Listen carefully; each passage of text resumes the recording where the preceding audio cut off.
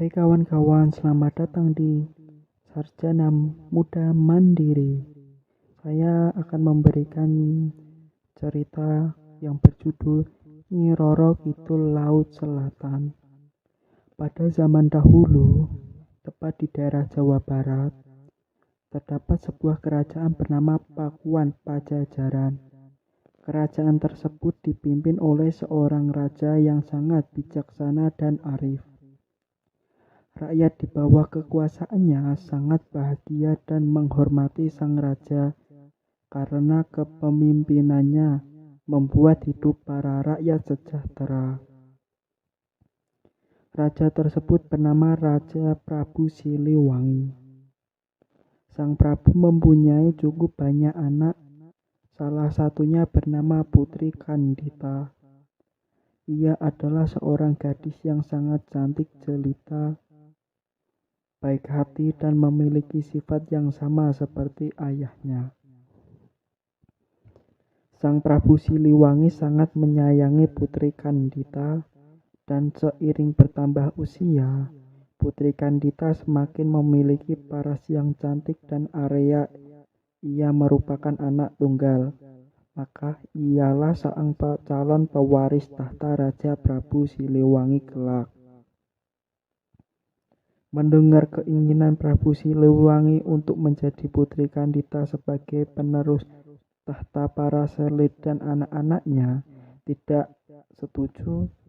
Mereka tidak rela jika Putri Kandita yang akan menjadi ratu kelak. Suatu hari, para selir dan anak-anaknya berkumpul untuk merencanakan siasat jahat untuk menyingkirkan Putri Kandita dan ibunya keluar dari istana.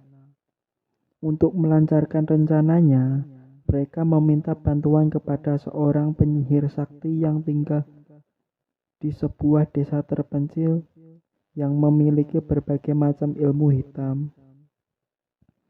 Suatu hari, tanpa sepengetahuan raja, para selir dan anaknya mendatangi penyihir tersebut dan dengan memberikan imbalan yang diminta sang penyihir.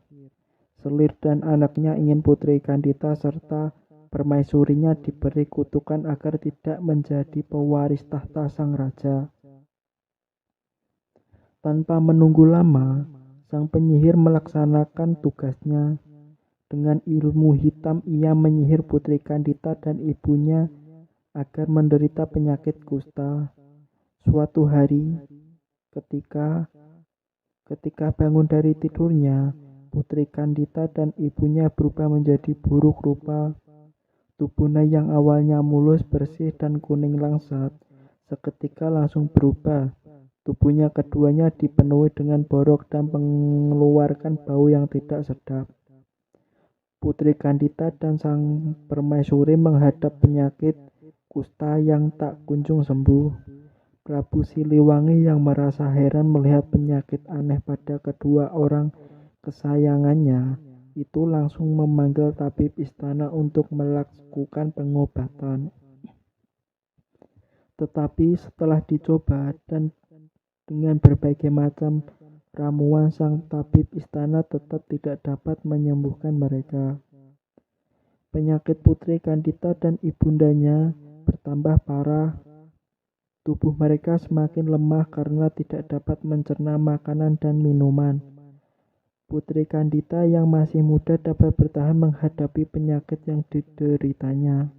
Namun, sang ibunda yang sudah tua ternyata tidak dapat bertahan sehingga akhirnya menghembuskan nafas terakhir.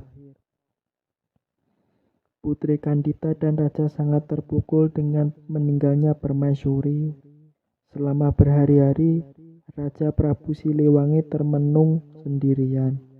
Ia merasa sangat sedih karena orang yang paling dicintainya sudah meninggalkan dunia terlebih dahulu.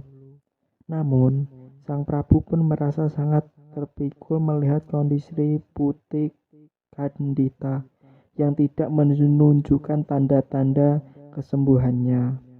Ia merasa sangat cemas karena Putri Kandita yang akan menggantikan meneruskan tahta kerajaan.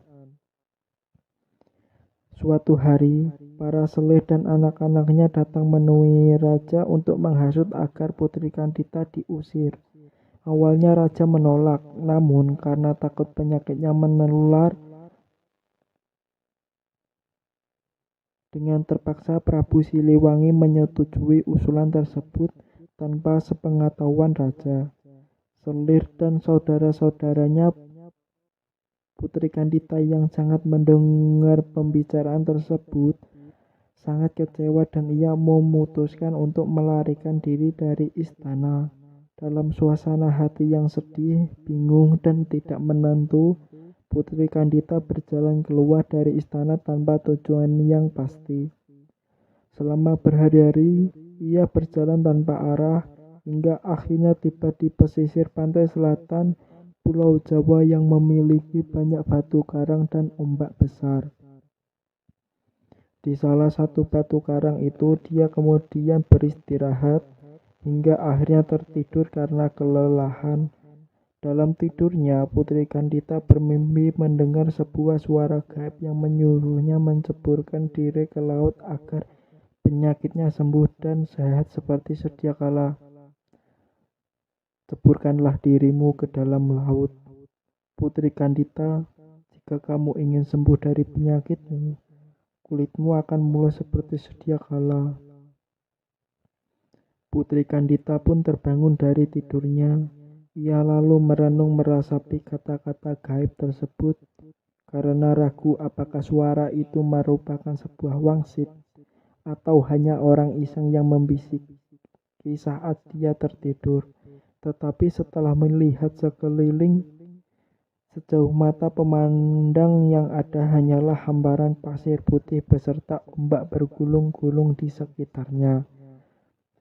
Oleh karena itu, yakinlah Putri Kandita bahwa suara gaib itu tadi merupakan sebuah wangsit yang harus dia laksanakan demi kesembuhan dirinya.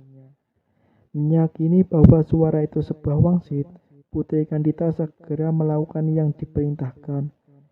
Sangat ajaib ketika menyentuh air, seluruh tubuh Putri Kandita yang dihinggapi porak berangsur-angsur hingga dan menjadi mulus kembali. Kesembuhan Putri Kandita tidak membuatnya kembali ke istana. Dia lebih memilih untuk menetap di pantai selatan dan berbaur dengan penduduk sekitar yang sebagian besar berprofesi sebagai nelayan. Sejak tinggal di sana, Putri Kandita sangat terkenal karena kecantikan ia miliki. Banyak pangeran dari berbagai kerajaan datang untuk melamarnya. Namun, dari sekian banyak yang melamarnya, Putri Kandita sama sekali tidak tertarik.